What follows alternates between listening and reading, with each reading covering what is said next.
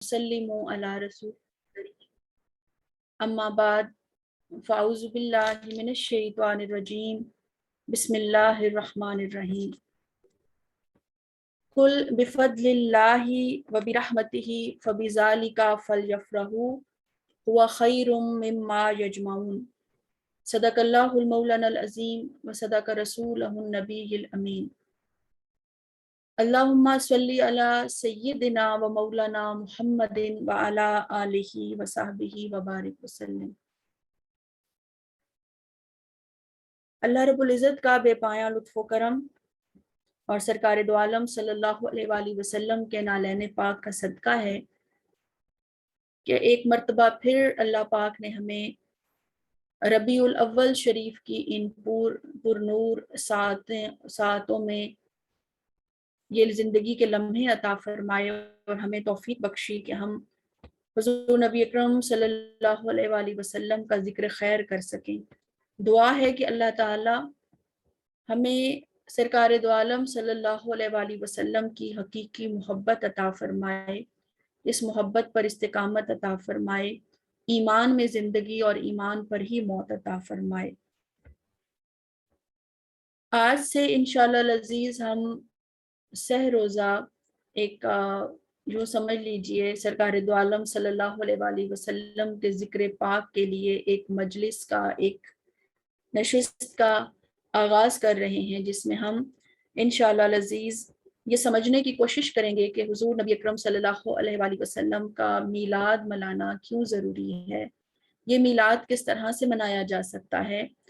और वो लोग जो इस अमल खैर में शामिल होते हैं मोहब्बत के साथ, मवद्दत के साथ, सरकार दो आलम सल्लल्लाहु अलैहि वसल्लम के साथ अपनी मोहब्बत का इजहार करते हैं, तो अल्लाह रब्बुल इज़्ज़त की बारगाह से और सरकार दो आलम सल्लल्लाहु अलैहि वसल्लम की बारगाह आलिया से उनके लिए कौन से इनामात का ऐलान किया गया और या किस तरह से मुसलमानों को इस अजीम अमल के अंजाम देने पर जो है वो अजर व सवाब अता किया गया। आज की इस पहली नशिस्त में इंशाअल्लाह हम कुरान मजीद की रोशनी में हुज़ूर नबी अकरम सल्लल्लाहु अलैहि वसल्लम की विलादत की खुशी को मनाने के हवाले से जानने और समझने की कोशिश करेंगे कि ये किस तरह से ज़रूरी है और किस तरह से ये हमारे ईमान का हिस्सा है और किस तरह इसको अपने अमल का हिस्सा बनाए बगैर हमारा ईमान भी मुकम्मल नहीं होता। अभी जो आपके सामने मैंने आया मुबारका तिलावत की, ये सूरह यूनस की आयत नंबर 58 है, जिसमें अल्लाह रब्बुल इज़्ज़त ने इरशाद फरमाया है। तर्जुमा आपके सामने पेश करूंगी कि फरमा दीजिए ये सब कुछ अल्लाह के फजल और उसकी रहमत के बाइस है, जो बेसते मोहम्मदी सल्लल्लाहु अलैहि वसल्लम के ज़रिए तुम पर हुआ है। बस मुसलमानों को चाहिए कि इस पर खुशियां मनाएं, ये इस सारे माल और दौलत से कहीं बेहतर है जिसे वो जमा करते हैं। मुअज़्ज़ज़ हाज़रीन, नाज़रीन, सामियात, सबसे पहले आप देखें कि इस आया मुबारका का आगाज़ जो है वो लफ्ज़ कुल से किया गया है। यूँ तो अल्लाह रब्बुल इज़्ज़त ने जब कुरान मजीद के अंदर मुखातिब फरमा कर गुफ्तगू की, कोई पैगाम पहुंचाया, कोई हुक्म दिया, तो कहीं पर या अय्युहन नास कहकर खिताब फरमाया और कहीं पर या अय्युहल्लज़ीना आमनू कहकर खिताब फरमाया। ये यूँ समझ लीजिए कि अमूमी नोयत के अहकामात थे जो अल्लाह ताला की तरफ से अता किए गए, लेकिन कुछ अहकामात ऐसे भी हैं जिनको लोगों तक पहुंचाने के लिए अल्लाह रब्बुल इज़्ज़त ने लफ्ज़ कुल इस्तेमाल किया। लफ्ज़ कुल अमूमी तौर पर ऐसे अहकाम या ऐसे हकायक और दीन के ऐसे अहम तरीन जो मामलात थे उनकी निशानदही के लिए इस्तेमाल किया गया, जो बहुत ज़्यादा अहमियत के हामिल थे। आप देखिए कि जब अल्लाह रब्बुल इज़्ज़त ने कुरान मजीद में अपना तारुफ पेश किया तो फरमाया कुल हुवल्लाहु अहद, यानी सरकार दो आलम सल्लल्लाहु अलैहि वसल्लम से फरमाया कि ए महबूब सल्लल्लाहु अलैहि वसल्लम, आप लोगों तक ये पैगाम पहुंचा दीजिए, मेरा ये پیغام، میرا یہ تعارف لوگوں تک پہنچا دیجئے کہ اللہ تعالیٰ ایک ہے. یعنی جب اللہ نے اپنی ربوبیت اور وحدانیت کا اعلان فرمانا چاہا تو سرکار دو عالم صلی اللہ علیہ وسلم کی زبان مبارکہ سے کل کا لفظ ادا کر کے فرمایا. پھر اسی طرح سے جب اللہ تعالیٰ نے اپنی محبت کے حصول کا طریقہ کار وضع کیا اور اتباع رسول صلی اللہ علیہ وآلہ وسلم کا حکم دیا تو فرمایا قُلْ إِن كُنتُمْ تُحِبُّونَ اللَّهَ فَاتَّبِعُونِي يُحْبِبْكُمُ اللَّهُ. پھر جب اللہ رب العزت نے اظہار بندگی کے لیے موت و حیات، عبادات اور ہر قسم کی قربانی کے فلسفے کو بیان فرمایا تو ارشاد فرمایا قُلْ إِنَّ صَلَاتِي وَنُسُكِي وَمَحْيَايَ وَمَمَاتِي لِلَّهِ رَبِّ الْعَالَمِينَ. تو آپ دیکھیے کہ ان امور سے پہلے، ان احکام سے پہلے، اپنے تعارف سے پہلے اللہ رب العزت نے لفظ کل استعمال کیا، اور یہی کام اللہ رب العزت نے اس آیہ مبارکہ سے پہلے یعنی قل بفضل اللہ و برحمتہ، یہاں پر بھی کل کا لفظ سے جو ہے بات کا آغاز فرمایا. وجہ کیا تھی کہ ایک بہت اہم بات ہے جو اللہ رب العزت اپنے محبوب صلی اللہ علیہ وآلہ وسلم کے ذریعے سے پوری انسانیت تک، امت محمدی صلی اللہ علیہ وسلم تک پہنچانا چاہ رہا ہے. تو لہٰذا کل کا لفظ استعمال ہوتے ہی ہر انسان کو کانشیس ہو جانا چاہیے، اسے اپنی توجہ اس طرف کر لینی چاہیے، اسے متوجہ ہو جانا چاہیے کہ اب جو آگے بات ہونے جا رہی ہے وہ بڑی اہمیت کی حامل ہے، لہٰذا اس کو سننا اور اس پر عمل کرنا بہت زیادہ ضروری ہوگا. اب یہاں پر اللہ تعالیٰ نے فرمایا بفضل اللہ، آپ پر جو اللہ کا فضل ہوا ہے وبرحمتہ، اور اس کی جو رحمت ہوئی ہے، یعنی لوگوں تم پر اللہ کا جو فضل اور جو رحمت ہوئی ہے. اب یہاں ہم دیکھتے ہیں کہ فضل سے مراد کیا ہے. پوری کائنات کے اندر اگر آپ غور کریں تو اللہ تعالیٰ نے ہمیں بہت ساری نعمتیں عطا فرمائی ہیں. انسان اگر صرف اپنے جسم پر ہی غور کر لے تو ایک ایک عضو، ایک ایک اللہ کی نعمت جو ہے اس پر اللہ کا شکر ادا کرنے کو دل چاہتا ہے. پوری کائنات پر غور کرے تو آسمان ہے، زمین ہے، دریا ہے، سمندر ہے، پہاڑ ہے، ہوا ہے، پانی ہے، آپ کی اولاد ہے، رزق ہے، آپ کا گھر ہے، دنیاوی کامیابیاں ہیں. پوری کائنات یعنی اس پر غور کریں تو ہر نعمت جو ہے وہ اللہ تعالیٰ کے فضل، اللہ تعالیٰ کے کرم کی نوید سناتی ہوئی نظر آتی ہے اور انسان اس پر شکر گزار لاتا ہے. لیکن ایک ہے صرف نعمت اور ایک ہے کرم اور ایک ہے فضل. اب فضل کے لیے جو سمجھ لیجئے اس کے لیے جو معنی استعمال کیا جاتا ہے، اس کے جو مترادف ایک لفظ استعمال کیا جاتا ہے وہ ہے احسان. اب اللہ تعالیٰ نے انسان کو بہت ساری نعمتیں قرآن مجید میں ان کا ذکر بھی ہے، عطا فرمائی ہیں، لیکن کسی بھی نعمت کو عطا کرتے ہوئے اللہ تعالیٰ نے احسان نہیں جتایا، بلکہ صرف سرکار دو عالم صلی اللہ علیہ وآلہ وسلم کی پاکیزہ ہستی ہے جس کو عطا فرماتے ہوئے اللہ تعالیٰ فرماتا ہے لَقَدْ مَنَّ اللَّهُ عَلَى الْمُؤْمِنِينَ إِذْ بَعَثَ فِيهِمْ رَسُولًا مِّنْهُمْ. یہاں پر اللہ تعالیٰ نے مسلمانوں پر ایک بڑا احسان فرمایا کہ انہی میں سے عظمت والا رسول بھیجا. یعنی سرکار دو عالم صلی اللہ علیہ وآلہ وسلم کی ذات پاک کو اللہ تعالیٰ نے اپنا احسان قرار دیا. اور پھر سورہ النساء کی آیت نمبر 83 میں، آیت نمبر 83 میں اللہ تعالیٰ فرماتے ہیں وَلَوْلَا فَضْلُ اللَّهِ عَلَيْكُمْ وَرَحْمَتُهُ لَاتَّبَعْتُمُ الشَّيْطَانَ إِلَّا قَلِيلًا. یعنی اگر تم پر اللہ کا فضل اور رحمت نہ ہوتی تو یقیناً چند ایک کے سوا تم سب شیطان کی پیروی کرنے لگتے. تو یہاں پر اللہ تعالیٰ کا آپ دیکھیں کہ وہ کون سا اللہ کا فضل تھا، وہ کون سی اللہ کی رحمت تھی جس کی وجہ سے ہم شیطان کی پیروی سے بچ گئے. وہ کون سا اللہ کا فضل تھا اور اس کی رحمت تھی جس کی وجہ سے ہمیں صراط مستقیم عطا ہوا، جس کی وجہ سے ہمیں جنت عطا ہوئی، جنت کی خوشخبری ملی، جس کی وجہ سے ہم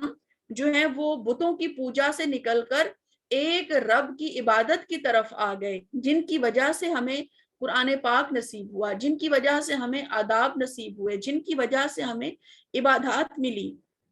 اور ہم اللہ تعالیٰ کی رحمت، اللہ تعالیٰ کی شفقت اور اللہ تعالیٰ کی محبت کے حقدار بنیں۔ وہ احسان اور وہ نعمت اگر کوئی ہے تو وہ صرف حضور نبی اکرم صلی اللہ علیہ وسلم کی ذات پاک ہے۔ اب دیکھتے ہیں وَبِرَحْمَتِهِ، وَبِرَحْمَتِهِ یعنی اللہ کی رحمت کون ہے؟ بڑے علل اعلان انداز میں سورہ انبیاء کی آیت نمبر 107 کے اندر اللہ رب العزت ارشاد فرماتے ہیں وَمَا أَرْسَلْنَاكَ إِلَّا رَحْمَةً لِلْعَالَمِينَ، اور ہم نے اے محبوب صلی اللہ علیہ وسلم آپ کو تمام جہانوں کے لیے رحمت بنا کر بھیجا ہے۔ یعنی یہاں پر اللہ پاک نے سرکار دو عالم صلی اللہ علیہ وآلہ وسلم کو پورے جہان کے لیے، صرف انسانوں کے لیے نہیں، تمام عالمین کے لیے رحمت بنا کر بھیجا ہے۔ اور پھر اگر ہم حضرت عبداللہ بن عباس رضی اللہ تعالی عنہ نے جو تفسیر فرمائی کہ اس آیت کے اندر اللہ کا فضل اور اللہ کی رحمت کس کو قرار دیا گیا، اس کو دیکھیں۔ امام سیوطی رحمۃ اللہ تعالیٰ کی تفسیر کو دیکھیں، امام خازن رحمۃ اللہ تعالیٰ، امام نصفی رحمۃ اللہ تعالیٰ،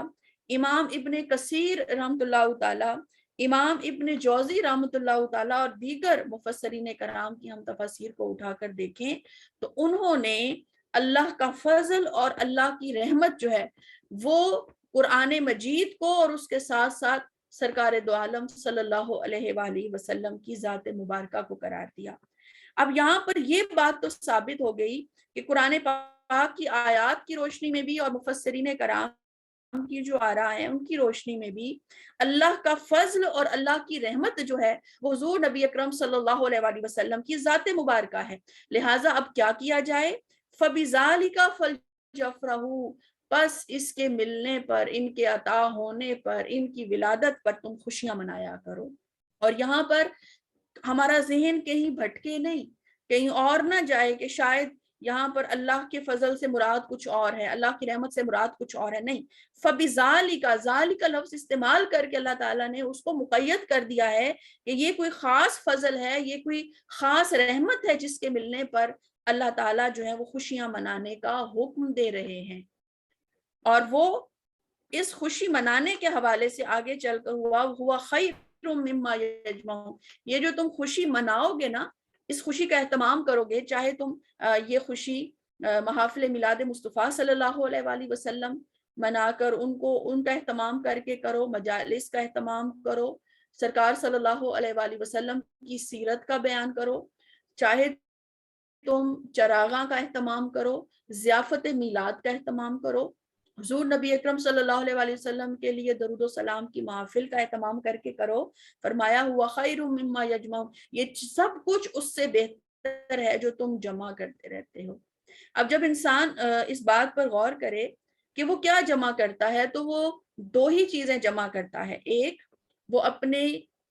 دنیاوی اعتبار سے کچھ چیزوں کو جمع کرتا ہے، کچھ اپنے اعمال کے اعتبار سے جمع کرتا ہے، جیسے مال و متاع جمع کرتا ہے، جائیدادیں جمع کرتا ہے، گھر جمع کرتا ہے، گاڑیاں جمع کرتا ہے، دنیاوی اعتبار سے مال و اسباب کو اکٹھا کرتا ہے۔ اور دوسری طرف وہ اپنی آخرت کو سنوارنے کے لیے اچھے اعمال جمع کرتا ہے، نمازیں جمع کرتا ہے، نوافل جمع کرتا ہے، قرآن پاک کی تلاوتیں اکٹھی کرتا ہے، صدقہ و خیرات کرتا ہے، اوراد و وظائف کرتا ہے، اچھے اعمال کرتا ہے،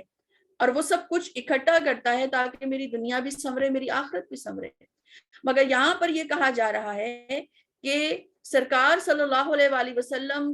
کی جو نعمت اور فضل اللہ نے تم پر کیا ہے اس پر خوشی منانا دنیا و آخرت کی ہر چیز سے بہتر ہے، یعنی کہ ہر اس عمل سے بہتر ہے، اس چیز سے بہتر ہے جو تم جمع کرتے ہو۔ یعنی اب یہاں پر جو دنیاوی ہم مال و اسباب جمع کرتے ہیں، اس جمع کرنے پر بھی سرکار صلی اللہ علیہ وآلہ وسلم کی خوشی منانے کے اوپر جو تم خرچ کرتے ہو وہ کرنا زیادہ بہتر ہے۔ اور اسی طرح سے اگر کوئی اعمال کی بنیاد پر بات کرتا ہے کہ اعمال، تو اعمال کو اکٹھا کرنے سے بھی اس بات کو زیادہ احسن اور زیادہ اچھا قرار دیا گیا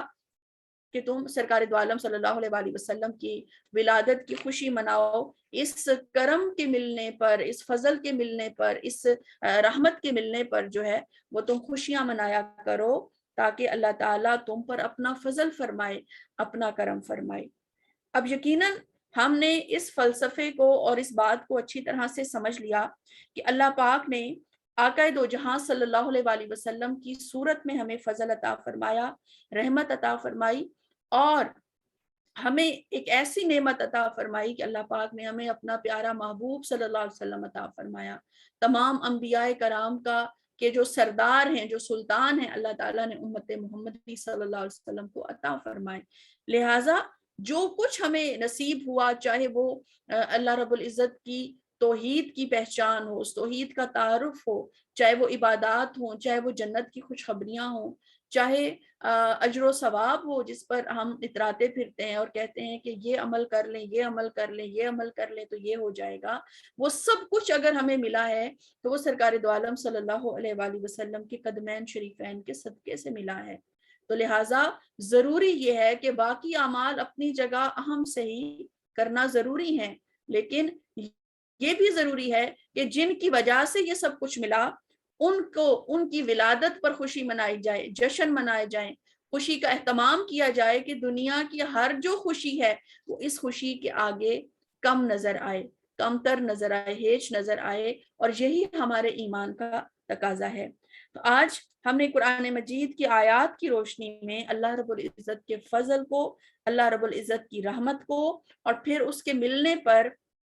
خوشی منانے کا جو حکم عطا فرمایا گیا اس کو سمجھنے کی کوشش کی۔ انشاءاللہ العزیز کل کی نشست میں ہم اس بات کو